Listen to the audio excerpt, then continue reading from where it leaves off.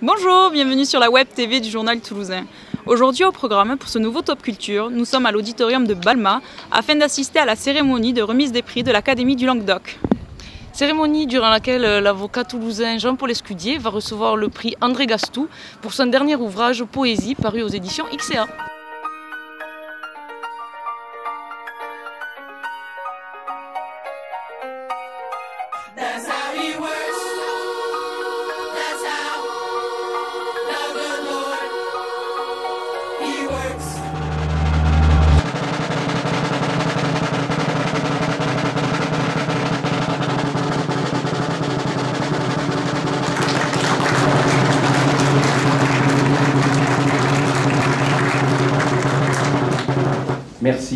Merci à tous du fond du cœur pour avoir partagé mon émotion d'un jour, mais d'un très beau jour. Merci.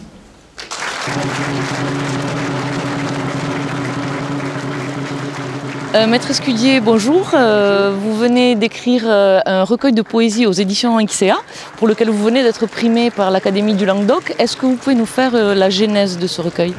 J'ai dû écrire ça pendant une trentaine d'années de vie.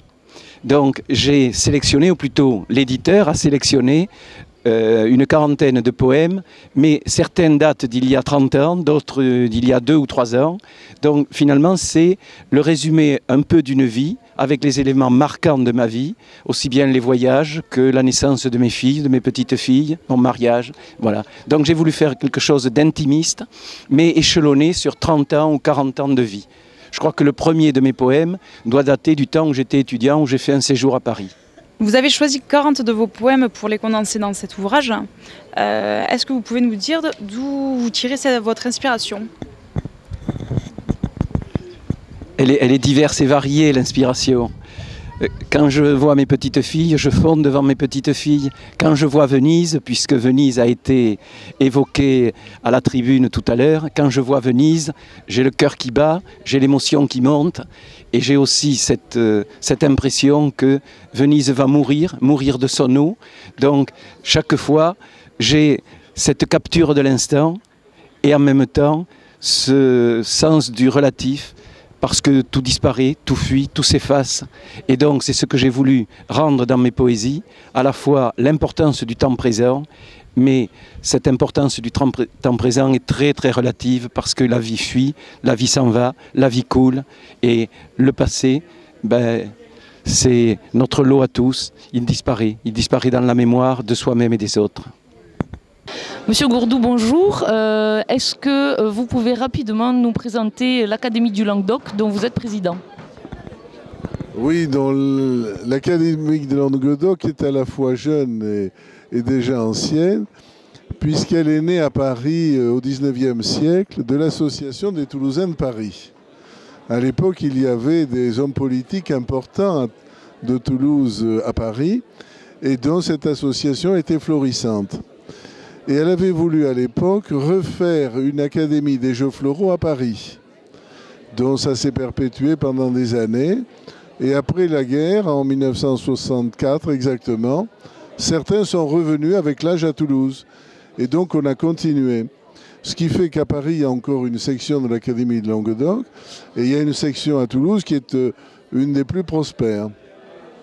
Et nous avons renoué avec notre mère, qui est l'Académie des Jeux Floraux, qui, elle remonte à 1223 ou 1323.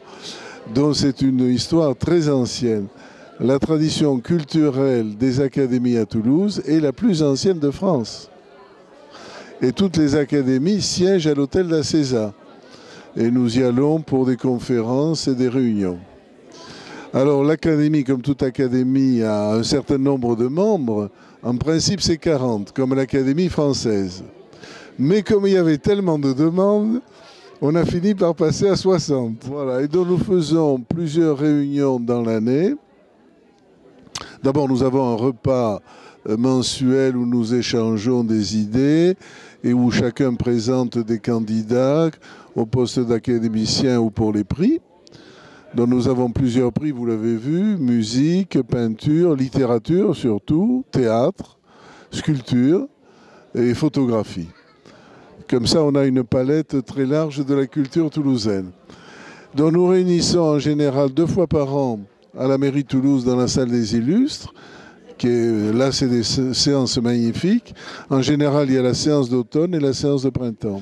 Et alors, en ce moment, nous préparons un grand événement qui est le 50e anniversaire de la section toulousaine, dont on n'a pas encore choisi le lieu, mais il est probable qu'on le fasse à l'Hôtel-Dieu.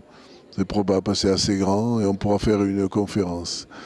Et ensuite, nous préparons à cette occasion un annuaire qui va retracer de nouveau. On l'a déjà fait en 2007. Et cet annuaire va retracer l'historique et tous les membres de l'Académie depuis sa création. Voilà, et comme président d'honneur, on l'a dit tout à l'heure, aujourd'hui nous avons le maire de Balma, nous avons le président du conseil général, nous avons eu tous les maires de Toulouse. On est apolitique, hein, areligieux, apolitique. Donc nous avons les maires de droite, les maires de gauche, nous avons eu dans les Baudistes, nous avons eu Douste Blazy, nous avons eu Jean-Luc Moudec, maintenant Pierre Cohen. Nous entretenons de bonnes relations avec tous les élus, quels qu'ils soient. C'est le secret de notre réussite. L'homme de génie, et en fait c'est celui qui en donne, et les artistes donnent du génie, parce qu'ils sont souvent porteurs de génie. Et donc nous sommes tous bien entourés ce soir. L'année prochaine, vous fêterez le 50aire de votre institution, sur laquelle plane avec bienveillance l'âme des 7 troubadours de Toulouse, les fondateurs des Jeux floraux. Je vous donne les noms aussi pour la salle. Bernard de Panassac, Guillaume de Laubras, Béranger de Saint-Plancard, Pierre de Méjanacera, Guillaume de Gontaut, Pierre Camon et Bernard Hoppe. J'en ai oublié aucun.